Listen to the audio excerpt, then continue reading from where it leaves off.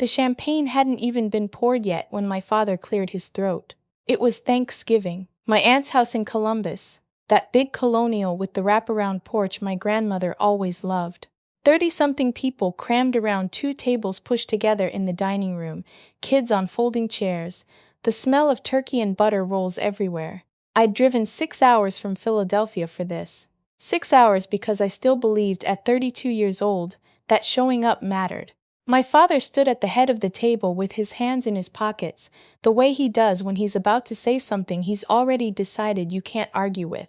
"Before we eat," he said, "I want to talk about your brother." I remember staring at the centerpiece, fake autumn leaves and a ceramic turkey. I fixated on it because I already knew, somewhere below my sternum, that whatever came next was going to land on me. My brother hadn't come. He never came anymore to things that required him to sit still and face people. He was 35, lived 40 minutes from my parents in the same suburb where we grew up, and had spent the better part of the last 4 years cycling through jobs, excuses, and what my mother called a difficult season. My father looked directly at me across the table. "We need the family to rally around him this year. Specifically, we're asking you to step up and help cover his rent and some outstanding bills until he gets back on his feet. He's overwhelmed, he needs breathing room." The room went quiet the way rooms do when everyone is relieved it isn't them. I looked at my father, then at my mother who was folding her napkin with great concentration. "How much?" I asked. My father named a number, monthly, open-ended, and if I say no, my mother looked up then. Her voice was very calm, very precise, like she'd practiced it. "Then you're choosing yourself over your family," she said, "and we'll remember that." I sat with that for exactly 4 seconds. Then I picked up my water glass, took a slow sip, and set it back down. "Okay," I said. "Then consider this my answer on the record in front of everyone, no." Someone dropped a fork. "My name is Sloane, no, that's in the list. My name is Becca, no, let me start over. My name is June, taken 2. My name is Audra, no. My name is Felicity Crane, I'm 32. I'm a senior compliance analyst at a financial services firm in Philadelphia, which is a job title that sounds boring to most people, but means I spend my days making sure no one cuts corners with other people's money. The irony of that is not lost on me. I'm the older daughter, 2 years older than my brother, who I'll call what my mother always called him at his worst, her baby, because that's what he was to them. The baby. The one who needed protecting from the sharpness of the world, and I was the one the world was allowed to be sharp with. For years I told myself that wasn't quite true, that I was reading it wrong, that my parents loved us equally, just differently, and the differently just happened to look like. One of us got consequences and one of us got rescues. One of us was expected to figure it out and one of us always had a net. By the time I was sitting at that Thanksgiving table, I had been the net for 4 years. Not my parents. Me. They'd asked the first time in the spring of the year I got promoted. My brother had lost a job and his landlord was serious about eviction. Could I help? Just this once. Just to keep things stable while he looked for something new. I was 28 and newly making real money for the first time in my life. I said yes, because that's what you do, you help. The second time was 8 months later. A car repair that had somehow ballooned into something more complicated. Then utilities. Then a payday loan he'd taken out that was accruing interest at a rate that made my stomach hurt when I saw the paperwork. Every time I paid one thing, something else appeared. It was like there was a leak in a ceiling I couldn't see, and I kept putting buckets under the drips, but no one was ever looking for the source. My brother called me sometimes. Not often. When he did, it was usually late, and his voice had that particular quality of someone who is deeply aware that they're asking for something, but have arranged their words to make it sound like they're not. He'd talk about his plans. He always had plans. A new certification he was going to get, a business idea he'd been developing, a contact who knew someone who was hiring. The plans were specific enough to sound real and vague enough to never require follow-through. I listened, I transferred money. I told myself he was trying. What I didn't let myself look at directly was how much I was telling myself that story, because the alternative, that I was being used, systematically by people who loved me, was a story I didn't know how to live inside. The Thanksgiving table changed that, because it wasn't just the ask, it was the public staging of it, the 30 people present, my aunts and uncles and cousins and family friends who had known me since I was small, all of them now witnesses to my father framing this as a family matter, a rallying, a choice between selfishness and love. It was a performance designed to make no cost too much. And the thing was, I felt it working. I felt the pressure of 30 pairs of eyes and 30 years of being the reliable one pressing down on my chest. I felt the pull to say, fine, let's talk about it later, to smooth it over, to get through the meal. Instead, I said no.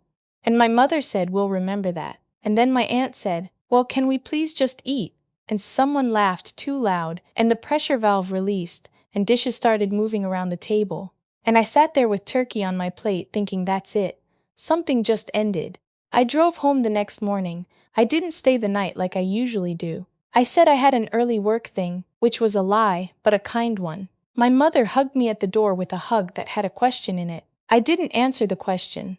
I got in my car and I merged onto 70 East, and I didn't cry until I hit the Pennsylvania border. And even then it wasn't grief exactly. It was something more like recognition.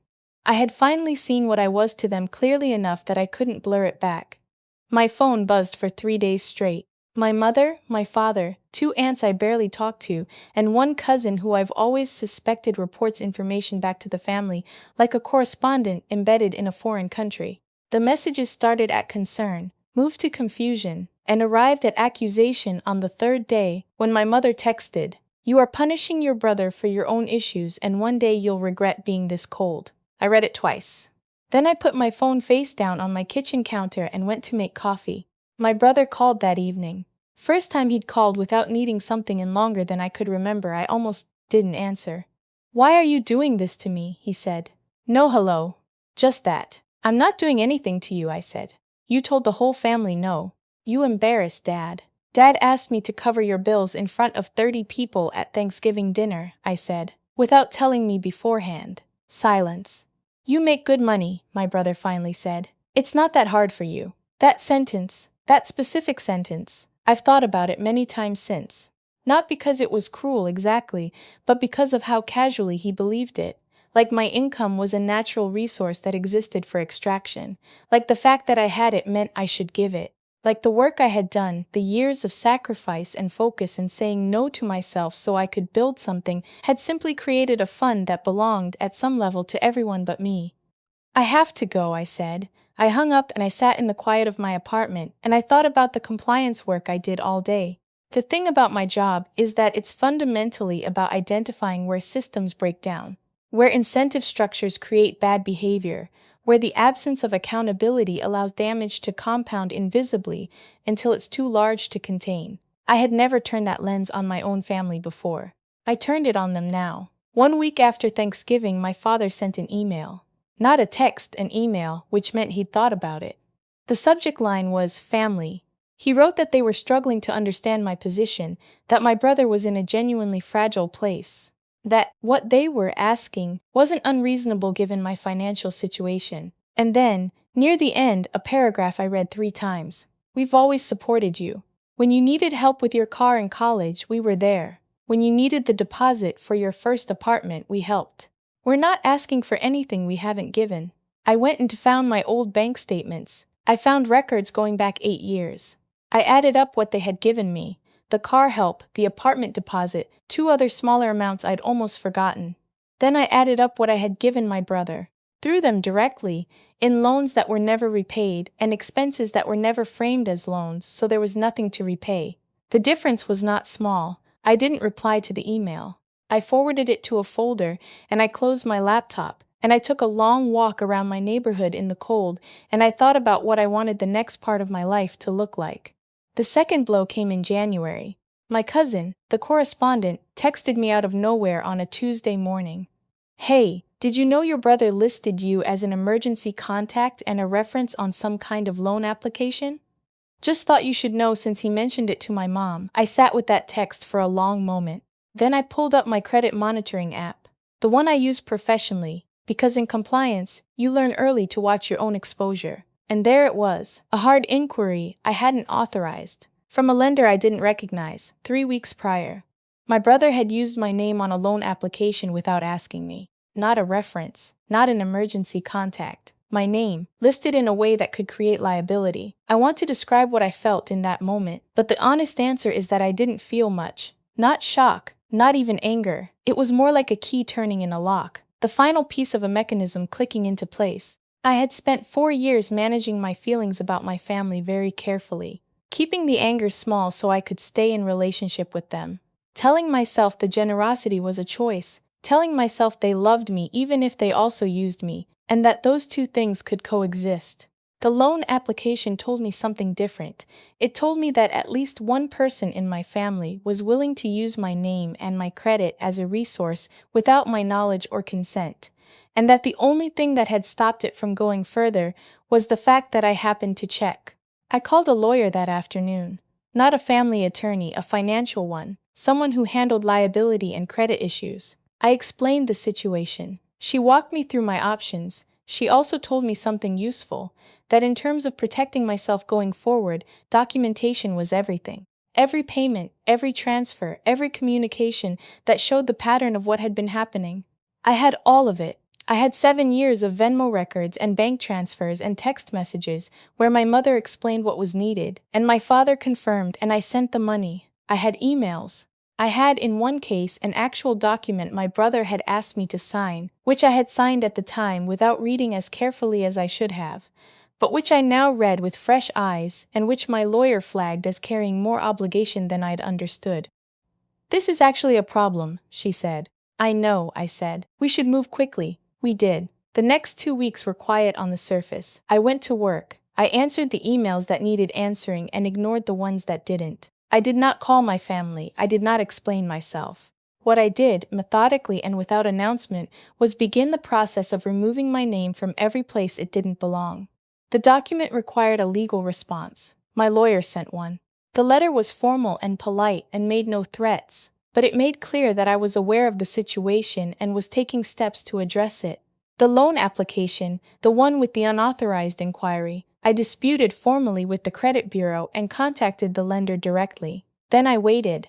The call came on a Thursday evening, my father. His voice had a texture I hadn't heard before, tight and careful, the way people sound when they're trying to control something they can see slipping. "We got a letter," he said. "I know," I said. "From a lawyer, I know." Long pause. "What is this?" he asked. "It's me," I said, addressing some things that needed to be addressed. "You're suing your family?" "No," I said. "I'm protecting myself." "There's a difference," he exhaled. The sound of it carried something. Frustration, yes, but also underneath it, the first trace of something I had never heard from my father before. Unease. "Your mother is very upset," he said. "I understand. Your brother is in real trouble now. The payments that were coming through, things have stopped, and he doesn't know how to—" "I know," I said again. "That's true. And I'm sorry it's hard. But I can't keep being the reason the consequences don't land." He didn't have an answer for that. "So this is how it is," he said finally. "This is how it is," I agreed. He hung up. I stood in my kitchen for a long time afterward. The refrigerator hummed. Outside my window, Philadelphia was doing what it does in January, gray and indifferent and exactly itself. I thought about how many times I had stayed on the phone longer than I wanted to, given more than I planned to, bent myself into something more agreeable than I was, just to keep the temperature down. I wasn't angry anymore. That was the thing I kept noticing. The anger had burned off somewhere in those 2 weeks of documentation and legal calls and methodical action. What was left underneath was something cleaner, something that felt a lot like myself. They came in February, both of them, a Saturday afternoon. My buzzer rang, and when I looked at the intercom camera, there they were, my parents, standing outside my building in their winter coats, like people who had arrived at an appointment they weren't sure they'd been invited to. I let them up. My mother hugged me in the doorway. The hug was real, I think. Or as real as things get when grief and strategy are mixed together and neither party can fully separate them. My father shook my hand, which was strange, and then caught himself and hugged me too. Briefly, one hand on my back. I made coffee. We sat at my kitchen table. My mother went first. "We didn't realize," she said, "how much we'd been leaning on you." I noticed the passive construction. The leaning had just happened apparently, without anyone choosing it. "I know you didn't," I said. "We thought it was." She stopped, rearranged. "We thought because you were doing well it wasn't a burden?" I offered. She looked at her hands. "We should have asked." "You did ask," I said gently. "You asked every time. You just didn't give me real room to say no." My father hadn't said anything. He was looking at the table, and I watched him the way I used to watch him when I was small, looking for signs of what he was feeling. He had always been the harder one to read, the one whose silences meant things I spent years trying to decode. Your brother had to deal with some things, he finally said. On his own. It was hard to watch. I imagine it was, I said. He's going to be okay, I think, eventually. I hope so, I said, and I meant it. Whatever else was true, I meant that. We talked for an hour, not about money, not about lawyers, not about the Thanksgiving table or the loan application. We talked carefully around the edges of everything that had happened, the way you circle around a burn on a table, noting its dimensions without touching it. It wasn't resolution, it wasn't repair. It was something more like the end of pretending, on both sides, that the old arrangements could continue. When they left, my mother paused at the door. Are we going to be okay? She asked. I thought about it honestly. I don't know yet, I said, but I think we have a better chance of it now than we did before. She nodded like that was fair, and maybe it was. I closed the door behind them and stood in my hallway, listening to the elevator, listening to the building settle, listening to the particular texture of an afternoon that was mine and no one else's. March came. Then April. My brother called once, in late March, to tell me he'd taken a job at a logistics company. Warehouse management, not glamorous but stable. His voice was different, quieter, a kind of tiredness in it that wasn't defeat exactly, more like someone who'd been forced to put their feet on solid ground for the first time and was still adjusting to the sensation. I told him I was glad. I meant that too. We didn't talk about the money. We didn't talk about Thanksgiving or the loan application or any of it. We talked for 11 minutes about his job and my job and a documentary we'd both apparently watched, and then we said goodbye. It was the most honest conversation we'd had in years. By the time spring arrived properly, the lawns in my neighborhood starting to go green, and the light shifting to that particular American April gold, I had settled into something I didn't have a word for at first. I thought about how long I had been operating inside a story that other people had written about me. The reliable one, the successful one, the one who had figured it out and therefore owed the ones who hadn't. I had inhabited that story so completely I had stopped being able to see it as a story at all. It felt like just the truth, just the shape of things. And then one Thanksgiving my father stood up at the table and made it so explicit, so public, so impossible to soften with my own interpretation, that I finally saw the story for what it was. I poured a glass of wine on the first genuinely warm Friday of the year, and I stood at my apartment window watching the street below. A couple walking a dog, a kid on a bike. The ordinary Philadelphia evening going about its business. I thought about that Thanksgiving table, the centerpiece with the fake leaves, my father's hands in his pockets, the silence after I said no. I had said no in front of 30 people, and the world had continued to turn. My family had been forced to find their own way through something, and they were finding it. It was messy and imperfect, and the relationships had changed in ways I didn't fully understand yet. But I was still standing.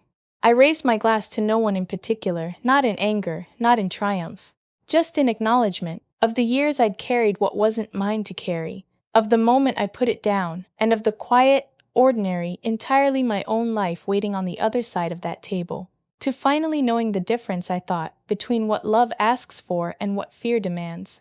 The evening light came through the window at a low angle, the way it does when a long season is ending and something else is about to begin. And for the first time in longer than I could remember, the silence in my apartment felt like rest.